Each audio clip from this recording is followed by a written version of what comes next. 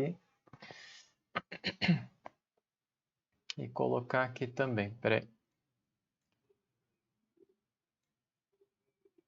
Recording in progress.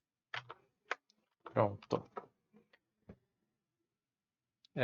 Então, por incrível que pareça, esse é o grande diferencial da doutrina espírita. O espiritismo é uma ciência de raciocínio. O espiritismo é, sem dúvida, uma ciência de observação, mas é mais ainda, talvez, uma ciência de raciocínio. O raciocínio é o único meio de fazê-lo avançar e triunfar de certas resistências. Tal fato é contestado unicamente porque não é compreendido. A explicação lhe tira todo o caráter maravilhoso e o fato reentra nas leis gerais da natureza. Eu acho interessante isso porque hoje, às vezes eu falo, né, para as pessoas, para mim o espiritismo não é questão de prova, não é questão de... Assim, a gente simplesmente entende, né? E quando entende, tira essa...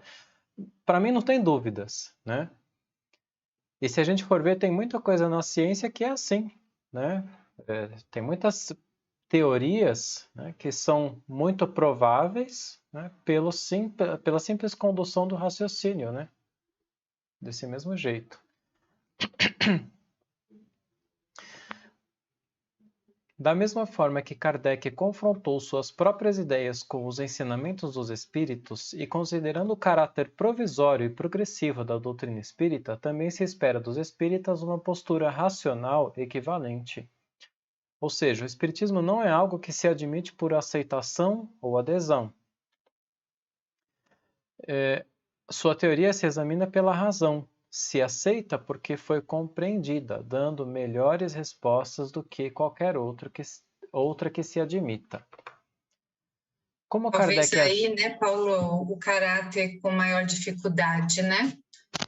Porque a humanidade vem de séculos aceitando a religião como é passada.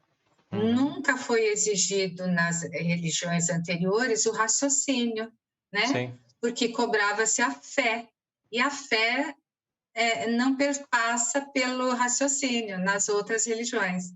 Sim. Então, o que difere o espiritismo das outras é que exige de nós um trabalho no sentido do entendimento, né? O estudo, a análise, o raciocínio. Então, quer dizer, nós participamos Sim. do entendimento, para o entendimento. A fé raciocinada, né? Sim. Isso. E é interessante que desde das primeiras adulterações do espiritismo, o que se tentou desfazer foi justamente isso, né? Foi justamente Exato. voltar esse caráter da heteronomia, da aceitação, né? Eu digo e vocês fazem. Isso, e o espiritismo se tornou isso mesmo, né? Sim. A gente vai no centro como íamos na igreja. Sim. Assistir uma palestra, tomar um passe e achando que está fazendo muito diferente. Achando que é espírita.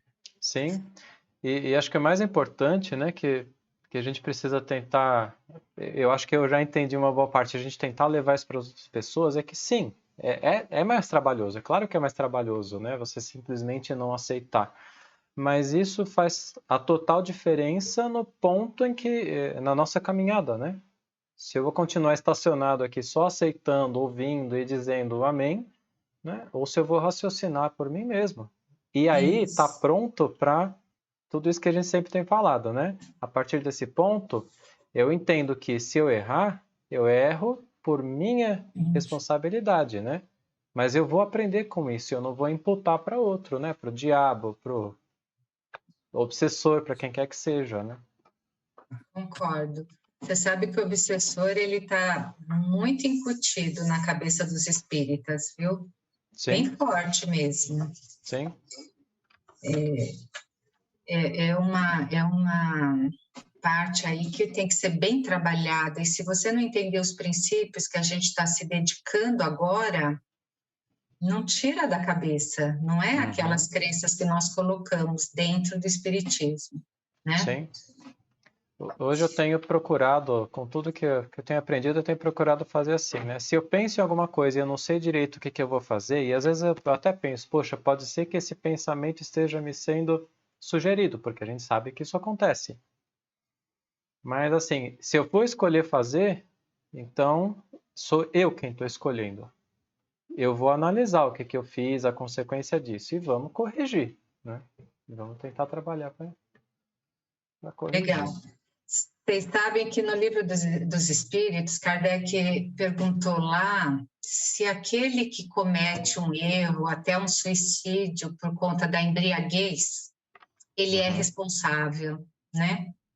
E os Espíritos dizem que sim, porque ele teve, sim, influência para o ato, mas foi ele que escolheu ir pela influência do espírito, Sim. né? Inclusive para a bebida, né? Antes do ato, a embriaguez foi ele que se colocou naquela situação, né? Sim.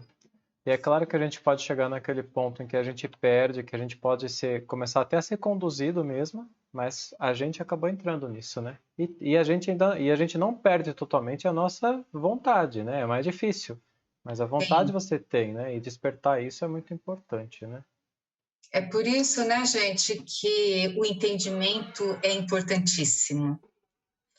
Porque o entendimento de como funcionam as coisas vai nos impulsionar, porque, do contrário, eu acredito que muitas pessoas se entregam, entendeu? Se entregam por um motivo ou por outro, porque as situações, é lógico, não são fáceis, né?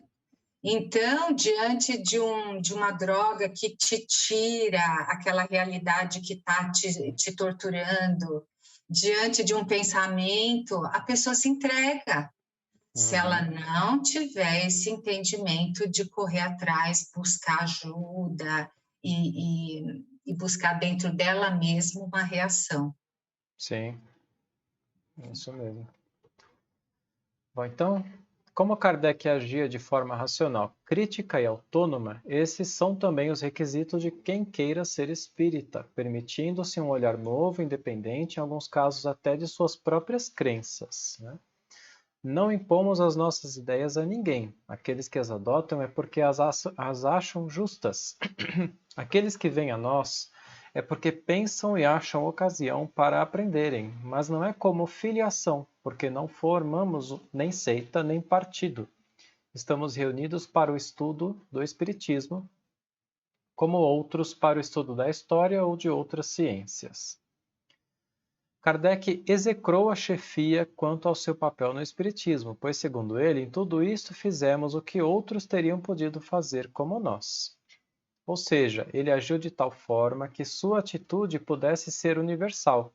Fica mais evidente o quanto é inaceitável qualquer atitude messiânica e profética de médiuns e divulgadores, estabelecendo uma relação de liderança e submissão com seus ingênuos seguidores. Para ser espírita, segundo esses critérios, é preciso abandonar a preguiça de confiar que lhe digam no que deve saber ou acreditar, que é o que a gente falou agora, né? Abandonar a acomodação aos hábitos encanecidos, libertar-se de pensamentos massificados e enraizados do velho mundo. O espírito é racional e moralmente autônomo. A sua é fé racional. É isso que a gente falou, né? Vou continuar então. Aqui numa frase acima, a gente... Quando ele diz assim, ou seja, ele agiu de tal forma que sua atitude pudesse ser universal. Essa premissa aqui, Kardec adotou de Kant. Lembram-se? Quando Kant fala da ética, né?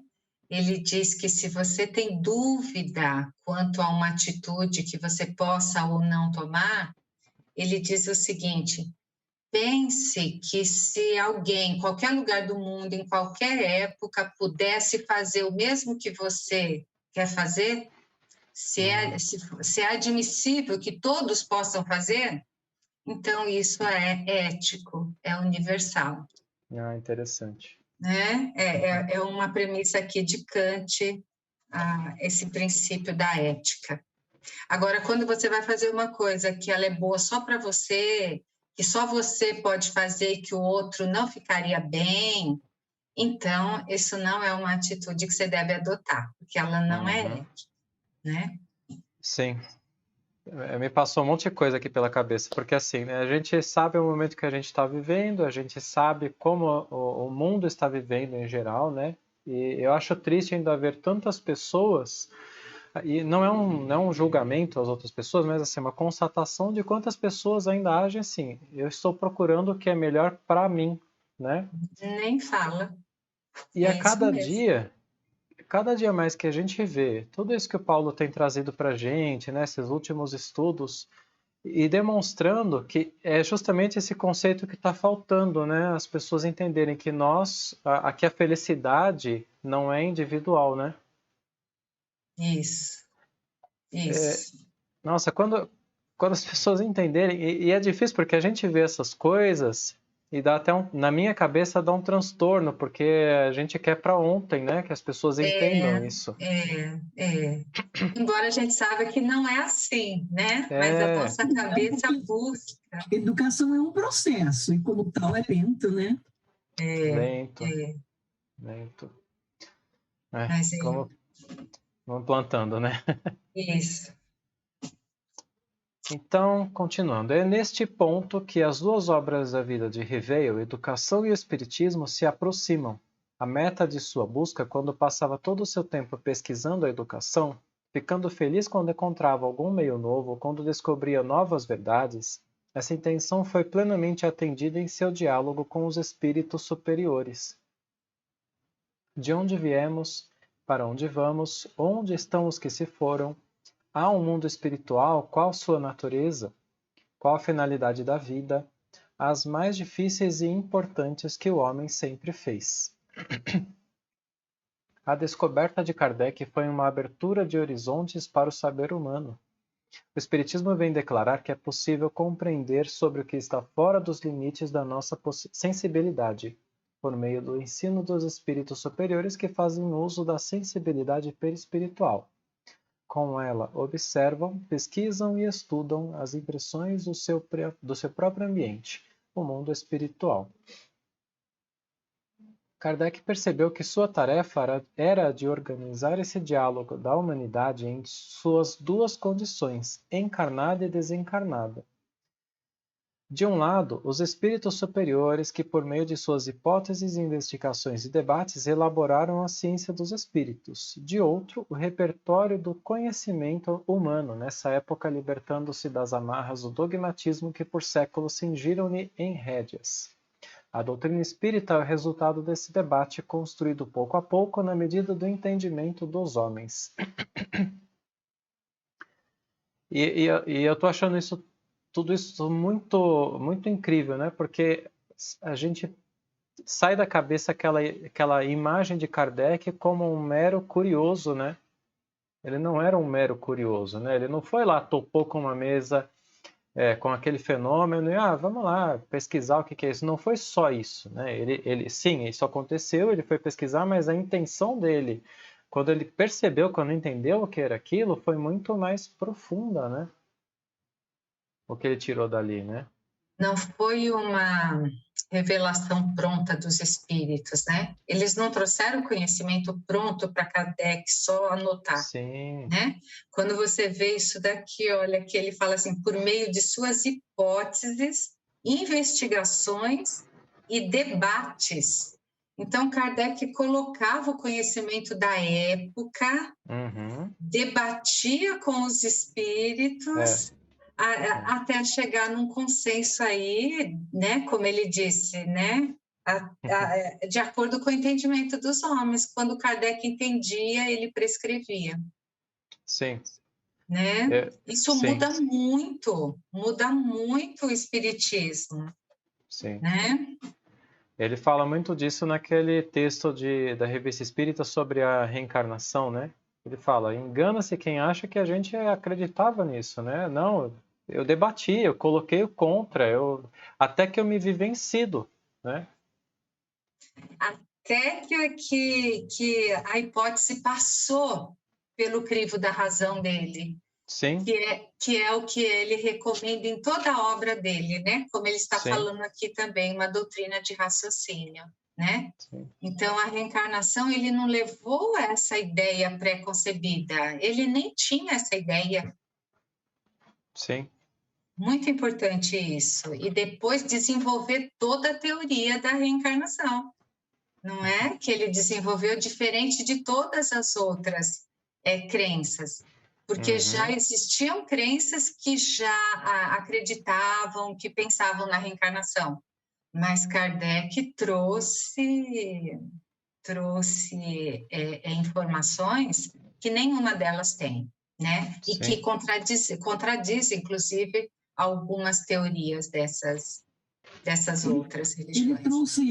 Ele trouxe explicações, né, para os espíritos que satisfizeram a curiosidade estudada, né, o estudo do pessoal, porque, por exemplo, já os budistas e outros acreditavam na reencarnação, mas também acreditavam que o homem reencarnava no animal. Então, esse processo de evolução é que foi novo. Isso não existia até então, porque a reencarnação já existia, né? Várias já acreditavam nela. Mas essa coisa de progredir, a lei do progresso mesmo, a lei da evolução, isso foi assim, nossa, uma coisa fantástica, né? E aí está o cerne de tudo. Para que estamos aqui? Para um processo Com certeza. Sim. muito lindo.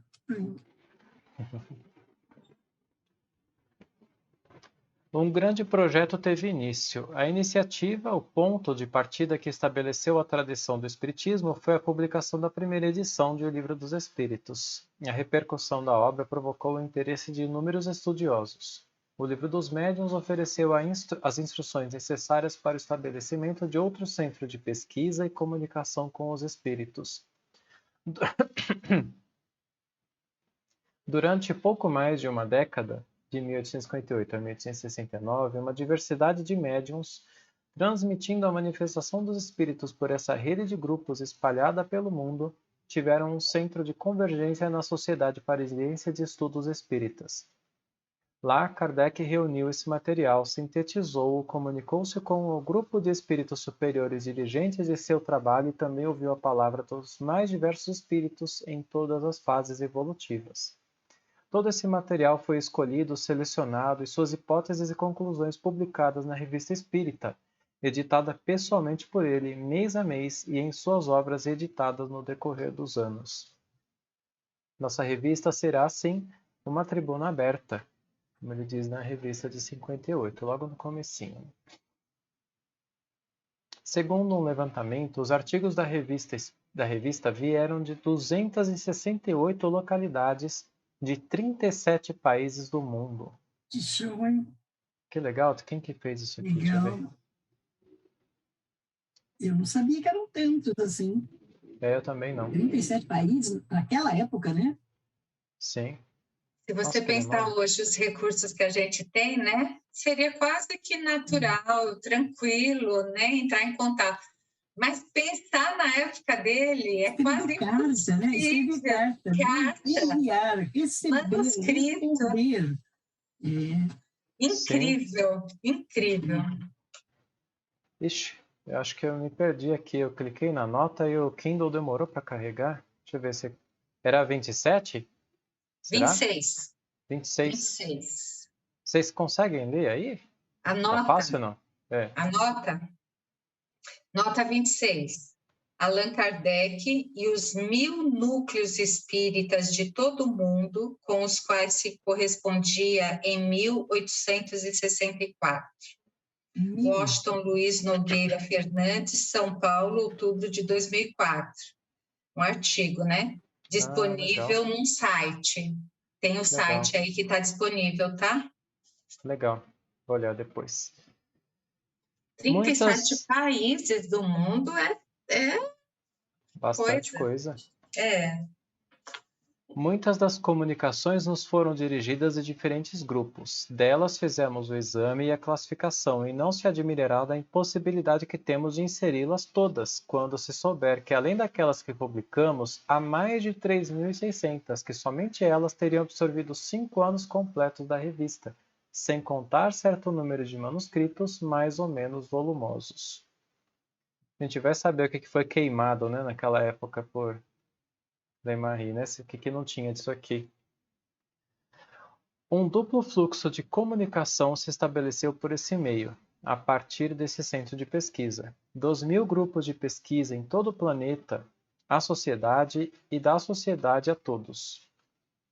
Desse estado de coisas resultou uma dupla corrente de ideias, umas indo da extremidade ao centro, as outras retornando do centro à circunferência. Foi assim que a doutrina prontamente caminhou para a unidade, apesar da diversidade de fontes de onde ela emanou, que os sistemas divergentes pouco a pouco caíram pelo fato de seu isolamento diante do ascendente da opinião da maioria, por falta de ali encontrar ecos simpáticos.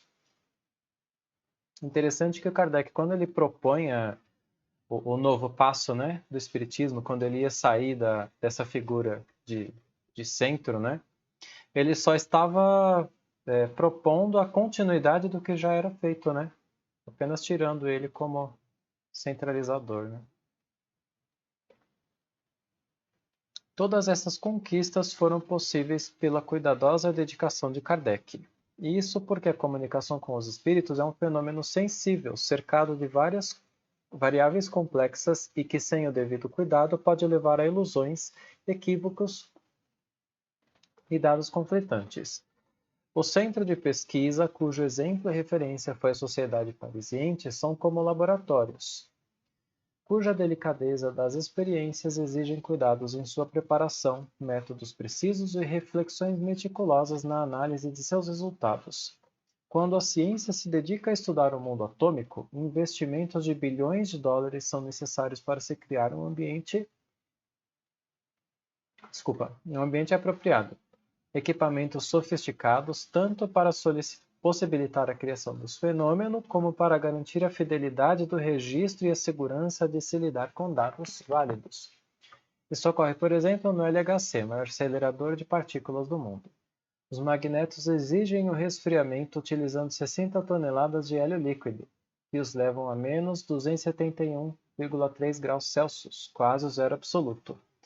Para análise dos dados sobre a colisão das partículas, que permitirá conhecer melhor a constituição da matéria, 7.000 físicos do mundo inteiro se dedicarão nos próximos 15 anos a estudá-los por meio de dezenas de milhares de computadores em rede.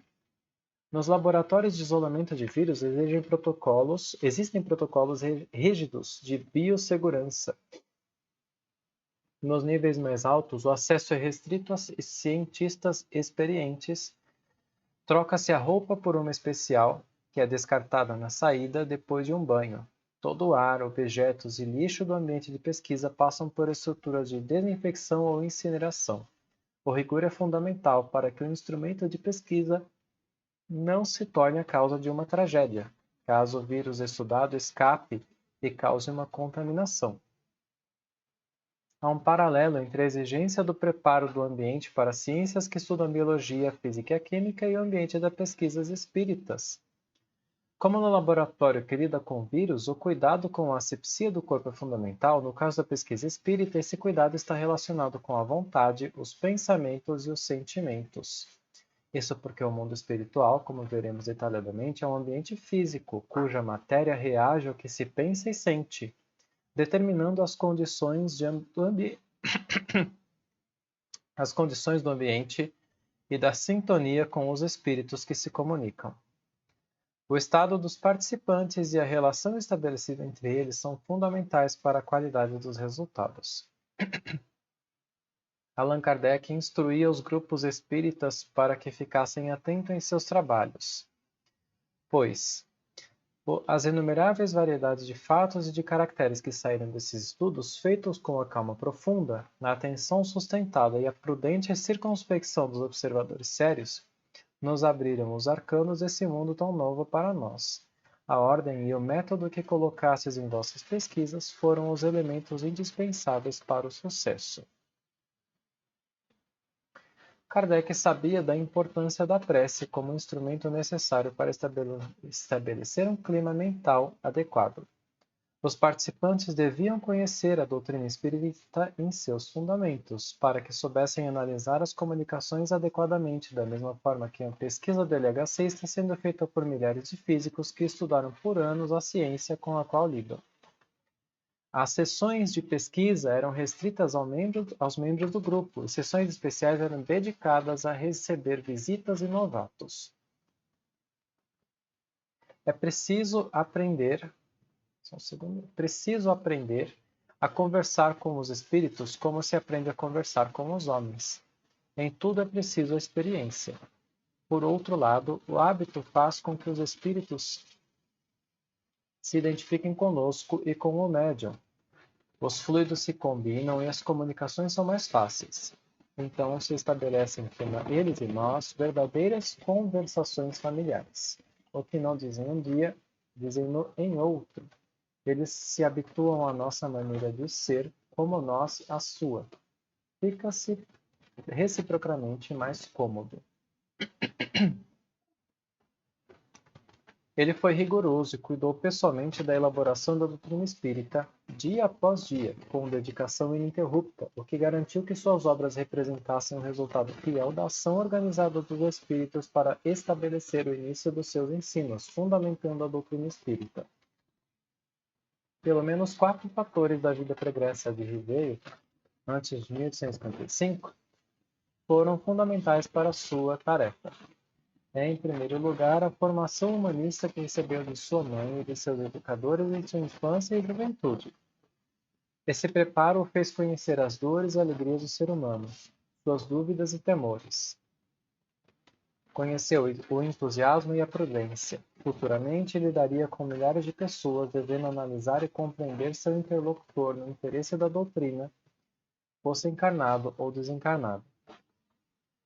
Em segundo lugar, sua especial dedicação ao tema da educação, como ele esclareceu em seu discurso. Disse no começo que a educação é a obra de minha vida. Não faltarei à minha missão, pois penso compreendê-la. Inimigo de todo charlatanismo, não tenho o tolo orgulho de acreditar cumpri-la com perfeição, mas tenho ao menos a convicção de cumpri-la com consciência. O Espiritismo seria a educação da humanidade e também o meio de elaboração de sua doutrina. E Ribeiro era um exemplar especialista. O terceiro fator foi o seu interesse no estabelecimento da pedagogia como ciência, unindo experiência e conjectura, segundo o pioneirismo de Johann Heinrich Pestalozzi. Para tanto, dedicou-se a estudar seu desempenho nas escolas que estabeleceu e nas obras que escreveu para a instituição da profissão de educador, além de outras dedicadas à formação dos alunos. Sua maior foi a de fundador da ciência espírita, e ele estava preparado para tanto. Por fim, como diretor de escola, tornou-se um intelectual polimático. Seu trabalho exigiu uma ampla dedicação em diversos campos, como línguas, letras, arte, ciência natural, história, filosofia, psicologia, indústria e comércio. Todo esse conhecimento está presente nas páginas de seus livros, pois o Espiritismo toca em todas as áreas do conhecimento humano. É incrível, né, o trabalho dele. Hoje a gente, com esse tanto de distração, a gente não consegue entender, né? Como é que alguém naquele tempo conseguia tanta coisa, né? Você vê? Incrível mesmo, hein? Olha, aqui ele descreve um laboratório nosso aqui de pesquisa, como deve ser, né? E nós ainda não tínhamos experiência de uma pandemia como nós tivemos, né? Agora, inclusive o que vazou, né? Não confirmado, mas que teria sido lá na China um vírus, né? Que escapou do laboratório, que saiu do controle, né? E olha que importante, ele faz essa descrição para comparar como deve ser a pesquisa das sessões mediúnicas, como que deve ser o ambiente, porque o nosso ambiente aqui, o ambiente que nós formarmos, vai interferir nas comunicações, por conta do nosso pensamento, né? Sim. Nosso pensamento interfere no ambiente. Sim. E, por consequência, interfere nas comunicações. Não é? Sim. Esse é um primeiro ponto muito importante, né? Muito, muito Que importante. realmente a gente vai ficando cada dia mais a par disso, né? E outra coisa que eu fico pensando é que hoje em dia é muito difícil, porque naquela época Kardec não tinha a comunicação fácil que a gente tem hoje, né? Então hoje para pesquisar teria que se tomar um cuidado muito redobrado, né? Porque se você pega um grupo lá que está pesquisando uma coisa e assim, naquela época, os grupos isoladamente obtinham respostas, essas respostas convergiam, se analisava e verificava, né, onde elas se concordavam ou não, né, pela maioria. Hoje em dia, se alguém receber uma resposta ali e já puxa o WhatsApp, já chama o centro lá, o grupo dos centros e manda ali, já contaminou, né? Já contaminou o pensamento do médium, aí você já perde essa idoneidade, né? Esse isolamento. Então é uma dificuldade a mais, né? E a necessidade da união desse grupo, né? O tempo de ficarem juntos, de se conhecerem, de lidar um com o outro, a relação que tem, que também vai acontecer do lado dos espíritos. Eles também vão se adequar, adaptar a nós, assim como a gente vai conhecendo já quem é, o que pensa, né? A cada comunicação. E isso leva tempo, né, gente? Os grupos mediúnicos hoje não tem, né? Não tem muito esse cuidado, ou já perdeu, né? Então você Essa vê, né? necessidade. Tudo isso que ele mostrou aqui, a necessidade de conhecimento do espiritismo para se envolver nisso, a necessidade do cuidado consigo mesmo, com os próprios pensamentos, o cuidado com o grupo, né, que está ali. E ainda mais... Oi? Ele separa reuniões com as pessoas já habituadas, que já estudavam a doutrina, e pessoas que estavam recém-chegadas. Ele estudava os novos, mas ele não deixava misturar. Eu achei muito isso. Sim, muito importante. E hoje ainda mais. Com tudo, né? Sim. No centro, por exemplo, a gente vê, pelo menos o que eu tenho visto, é uma mistura muito grande. Sabe, são grupos díspares. Alguns que realmente querem estudar e outros que estão simplesmente por curiosidade.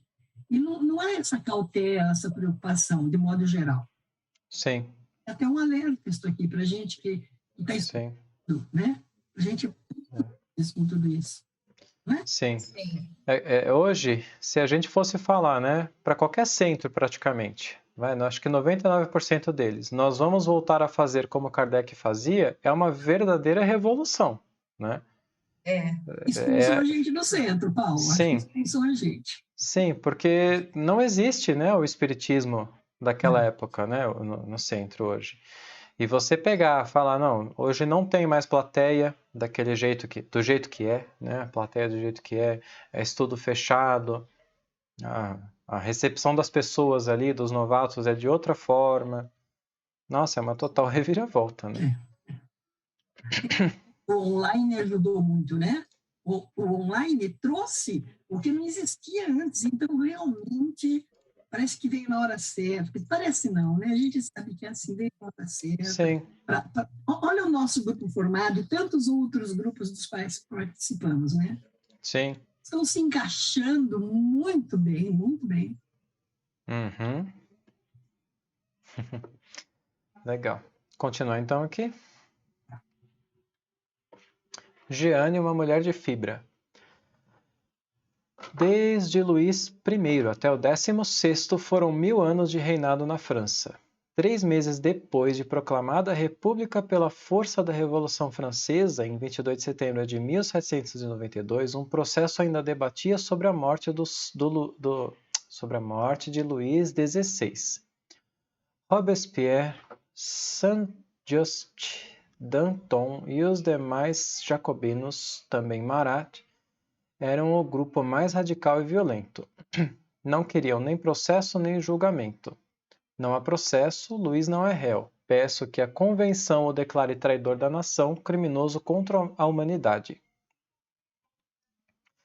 Danton escreveu a um inglês, Theodore de la Meche: eu tentaria de bom grado salvar o rei, mas seria preciso 1 milhão para comprar os votos necessários, revelando o triste passado de uma prática contemporânea. Já os girondinos eram um grupo equilibrado, formado por notáveis que fizeram a Revolução, também chamado federalistas, como Brissot, Roland, Vergniaud. Todos eram legalistas, acreditavam em ideias liberais como as de Thomas Paine, um inglês libertador da América, a serviço da Revolução na França. Para ele, era melhor lutar para mudar a lei, enquanto se respeita a instituída, do que suspendê-la para fazer justiça fora dela, pois aí se abrem as portas para desrespeitar também as boas leis. Também acreditavam na educação e oportunidade igual para todos como instrumentos da reforma social. Os jacobinos, que liderados por Robespierre implantariam o terror, viam nos girondinos um obstáculo que os impedia de exercer a tirania. A favor da legalidade, Paine escreveu um texto que não foi lido nos debates, onde dizia: era necessário matar a monarquia, fonte de todos os males políticos, mas não o rei. Se Luís XVI tivesse nascido em situação obscura, e se tivesse vivido no círculo de uma vizinhança estimável, não teria sido um mau homem. De acordo com esse pensamento, se a França conquistasse a democracia, educando o povo para uma nova realidade, o antigo rei perderia seu papel, tornando-se um simples cidadão. Abusando da demagogia, porém, Robespierre discursava acusando falsamente que seus adversários queriam proteger a monarquia. O rei foi decapitado com 361 votos dos 721, ou seja, apenas um voto além da maioria. Um só indivíduo poderia ter mudado a história. Na manhã fria de segunda-feira de 21 de janeiro de 1793, Luís Capeto, diante da multidão e fileiras de soldados, teve suas mãos amarradas nas costas e seu corpo dividido na guilhotina. Esse é o corpo dividido na guilhotina. Os jacobinos criticavam com violência os girondinos. Suas diferenças iriam ampliar até o confronto com a vitória de Robespierre e seu grupo sanguinário. O ódio continua crescendo entre os dois partidos. A febre revolucionária é uma doença terrível. Disse na época o livreiro Nicolas Rouault. Mesmo no auge da Revolução, quando a guilhotina extinguia dezenas por dia, nos quarteirões seguintes a vida continuava e a notícia comentada era outra. Ainda em muitas aldeias e pequenas cidades procurava-se não morrer de fome, plantando trigo para o pão, muitas vezes sem compreender as centenas de decretos vindos de Paris. Um novo método para o casamento era um desses novos decretos. Por séculos era preciso pedir a bênção à igreja. A nova lei mandava fixar no edifício da Câmara da cidade um aviso: casamento entre tal moça e tal rapaz. Apresentavam-se à autoridade municipal um discurso, os sims, e estava resolvido. Por terríveis que fossem os acontecimentos, a vida continuava. Em 5 de fevereiro de 1793, Jean-Louis Duhamel, aos 19 anos, vivia esse dia aguardado por muitos jovens, seu casamento. No entanto, sua vida não será nada fácil, enfrentará dolorosas experiências que, superadas, a tornarão uma grandiosa mulher. Jeanne vivia num lar agitado. Seu pai, o advogado Benoît... Como esses nomes franceses são difíceis. Benoît Marie Duhamel estava diretamente envolvido com os acontecimentos graves da Paris revolucionária. Fora eleito para um cargo público de préfet, ou governo do departamento de Ain, cuja capital é a cidade de Bourg-en-Bresse. Estava sempre em reuniões com militares e políticos ou discursando ao povo. Viajava constantemente. A mãe da moça chamava-se Charlotte Bochart. Na festa de casamento estavam presentes importantes convidados, generais de brigada e dirigentes revolucionários. O noivo de Jeanne, Jean-Baptiste Antoine Riveil... essa é a mãe do Kardec, né? Trabalhava em causas judiciárias. Tinha 34 anos e era 15 anos mais velho. Depois do casamento, foram morar distantes 80 quilômetros da capital de Ain, em Belley. Seus pais, na época do enlace, já eram falecidos. Quase toda a família do Hamel vivia em Ain, na região administrativa do Ródano-Alpes. Os mais antigos ancestrais dessa família que lá chegaram eram huguenotes da Baixa Normandia, fugindo dos ataques católicos. No século XVII, atravessaram o país e lá se instalaram. Bourg-en-Bresse tinha 6.000 habitantes e era uma cidade muito antiga de origem celta. Na Idade Média, foi uma das mais fortes cidadelas da região, com profundos fossos além dos muros altos de pedra protegidos pelo Forte São Maurício, cujos escombros ainda existiam no início do século XIX. O imponente prédio onde Benoît do Hamel exercia as funções de prefet era também onde morava com a família durante o exercício do cargo.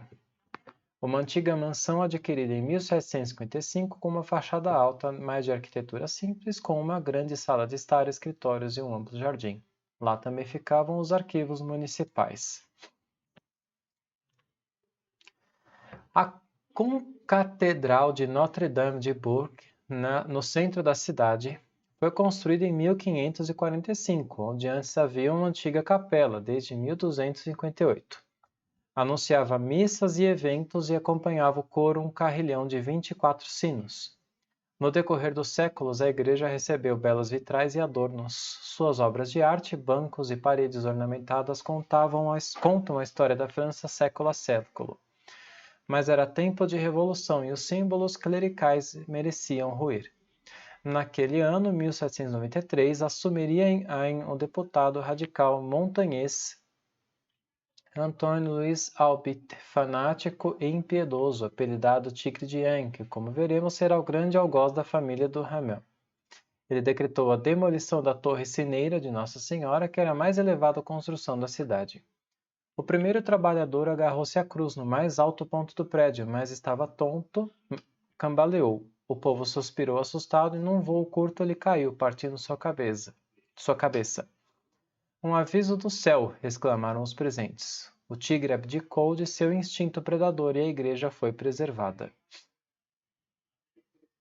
Entre os federalistas haviam votado como seus representantes em Paris os girondinos. Entre os federalistas que haviam votado como seus representantes em Paris, os girondinos estavam Jean Riveil e Benoît. O pai de Jean teve importante papel na Revolução. Foi eleito presidente da Sociedade Popular de Bourg, fundada em janeiro de 1791. Do Hamel iniciou assim o discurso inaugural. Irmãos e amigos, o principal objetivo da sociedade de amigos deve ser esclarecer as pessoas e difundir os princípios da Constituição, plantando as sementes da democracia. Ele participava do pensamento legalista de Brissot, Paine e Condorcet. Os girondinos viam na Revolução a oportunidade de regenerar a sociedade pela educação. Suas propostas eram de longo prazo, teorias bem estabelecidas de pensadores como Thomas Paine, Condorcet e Mesmer.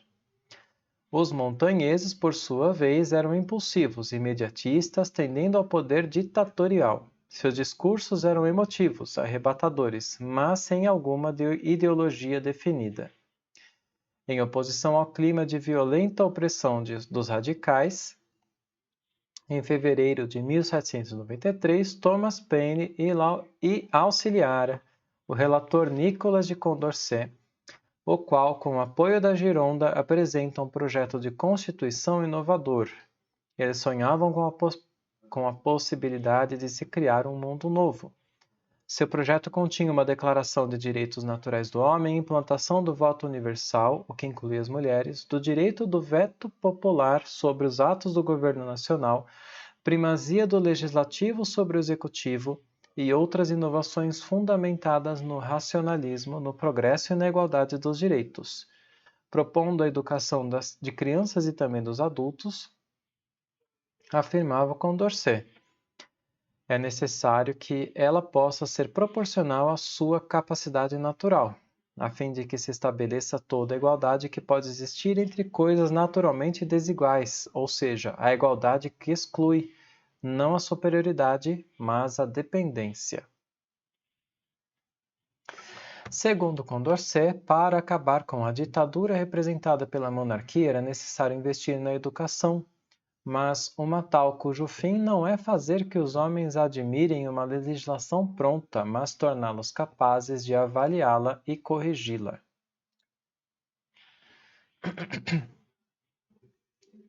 O princípio de autonomia, né? Seu projeto visava cidadãos autônomos, os quais, geração após geração, produzissem uma sociedade mais justa. Manifestava-se na França revolucionária os precursores do pensamento espírita. Seriam sementes jogadas ao solo que oportunamente germinariam.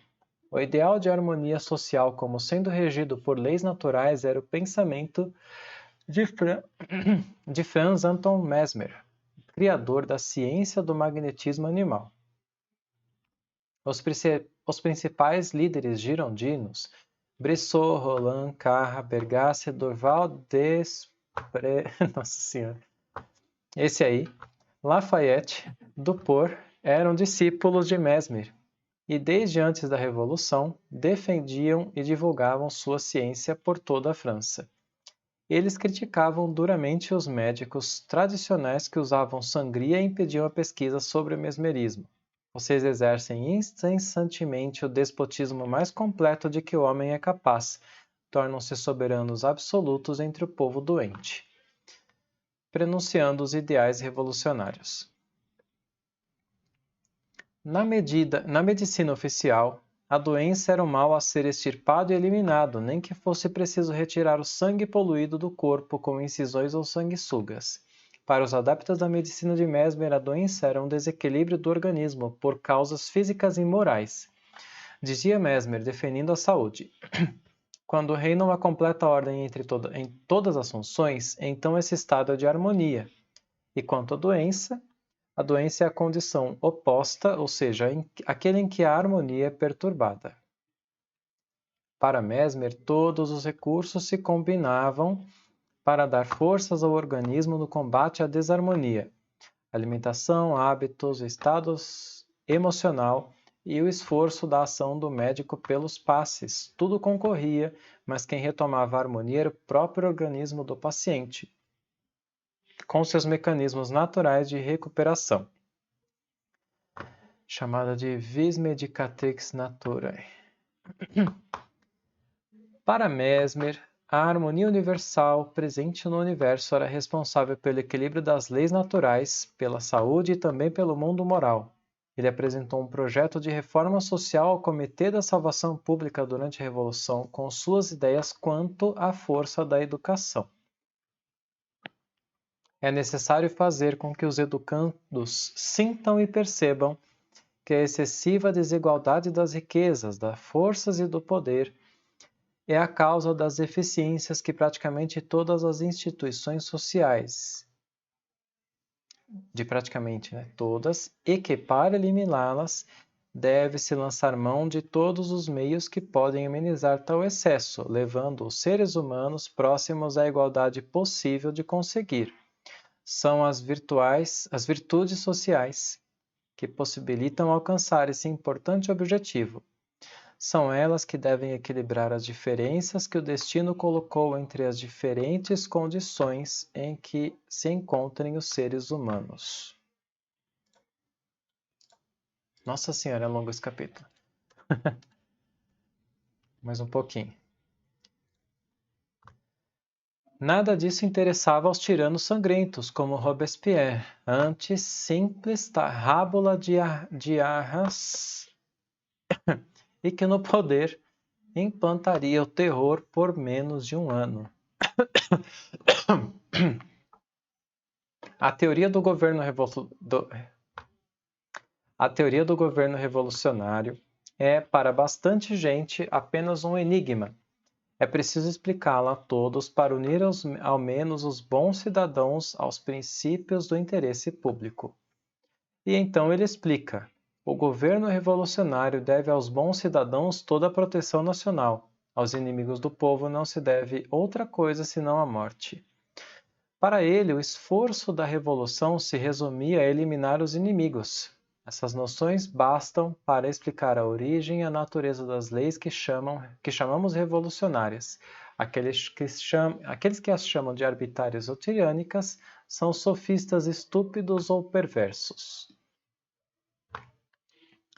Enquanto isso, o desvairado e violento Marat, no clube dos jacobinos, expunha seu plano para capacitar os cidadãos para a revolução, quando, repentinamente, tirou de seu capote um longo punhal, agitando. Esta é a arma que os convido a fabricar para os cidadãos que não estão familiarizados com evoluções militares. Proponho que seja aberta uma subscrição e eu mesmo darei o exemplo. Para ele, bastava percorrer a França, matando ao menos 260.000 homens para salvar a pátria.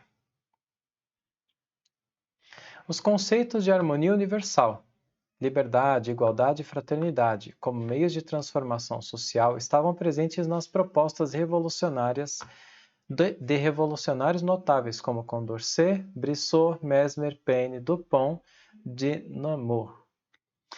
Mas suas ideias foram esquecidas e abafadas pelos atos demagógicos e sanguinários dos Robespierres, Dantons e Marats.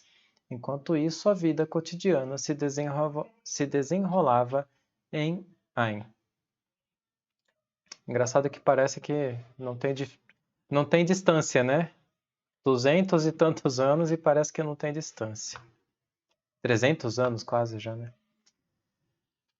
Jeanne dedicou-se aos afazeres de seu novo lar, enquanto seu marido Jean Riveil assumia renovadas funções militares. Em julho de 1793, o Comitê de Salvação Pública, reunindo seu conselho executivo, entre os presentes Danton, Saint-Just, Delacroix, nomeou Riveil, entre muitos outros cidadãos, para o cargo de promotor militar e também de juiz de paz. Entre suas funções jurídicas estava de acompanhar os destacamentos militares e convocar um tribunal, onde se estabelecia formalmente a acusação aos réus no campo de guerra. Uma grande maioria da convenção apoiava os girondinos denunciando o despotismo de Marat, decidindo por julgá-lo. O pai de Jeanne, Duhamel, convocou as cidades próximas de Ain e fez um discurso inflamado. Já era tempo de parar a fúria de Marat e a montanha. Vejam os camponeses do departamento da Vendéia e outros com o chão forrado de corpos. Veja o destino que o espera se você hesitar em tomar uma decisão. Ouça os gritos agudos de suas mulheres e a fúria de seus filhos abatidos. Veja o sangue de seus irmãos correndo pelas ruas. Qual de vocês pode ter pensado em tudo isso quando nos dedicamos a formar a Convenção Nacional? É uma parte de seus membros, são esses homens vomitados pelo inferno para devorar a espécie humana. São a ferro, fogo, homicídio e pilhagem que eles pregam o republicanismo. O quê? Esses crimes se tornarão a tocha de nossa revolução. Vamos continuar a agir usando a razão e as virtudes, sem a qual não pode haver sociedade ou governo. Não, cidadãos, vocês não farão sofrer. Seus corações viram os crimes de Marat e seus pares. Temos o dever de denunciá-los. As virtudes de Pétion, Brissot, Gaudet, para sempre serão honradas.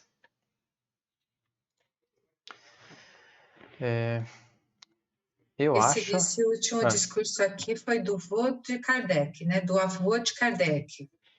Pelo que entendi, é isso, né? É isso. Do pai de Jeanne, do Ramel. Isso aí. E acho que tá bom da gente parar a leitura aqui, né? Sim. Ia falar, Miriam? Não. Não. Tá. Bom, acho que então é isso, né? Esse capítulo aqui é bem interessante, ele está posicionando a família de Kardec, né, no contexto da época, o que acontecia ali na época, né? Então, Sim. O avô foi... Ele participou da Revolução Francesa de dentro mesmo, né? Ele teve um papel importante. Ou eu muito me engano, né, porque já faz tempo, mas quando você vê Revolução Francesa, só se fala de Robespierre, né? Não se fala que tinha uma oposição, que tinha outras propostas, né? Ou de diferente proposta, né? Se fala de quem ganhou, né? Porque Robespierre foi que venceu. Então, Mas venceu entre aspas, né, Miriam? Ele venceu ali para iniciar, né? O terror, né? Na Verdade. Revolução a época do terror. Sim. Sentido, né? Eu acho. Na verdade, perdeu, né? Sim. Interessante. É interessantíssimo. Então, a gente para aqui? Então vamos parar por aqui, né? Aí na semana que vem a gente continua. Tá bom. O Paulo tem um estilo de escrever assim, que às vezes, se você não continuar, você fala, não estou nem entendendo porque que ele está falando isso tudo, mas é que ele justamente está contextualizando, né? É verdade, é isso mesmo. Esse capítulo aqui merece um cuidado, né? Para a gente se localizar na história. Sim. Bom, legal então, gente. Legal, Obrigado. gente. Obrigada a vocês, tá? Boa semana, gente. Obrigada a todos. Até a próxima. Até mais tarde para alguns. Até, Miriam. Até. Tchau, tchau. Tchau. Obrigada. Tchau. Até semana que vem também. Recording stopped.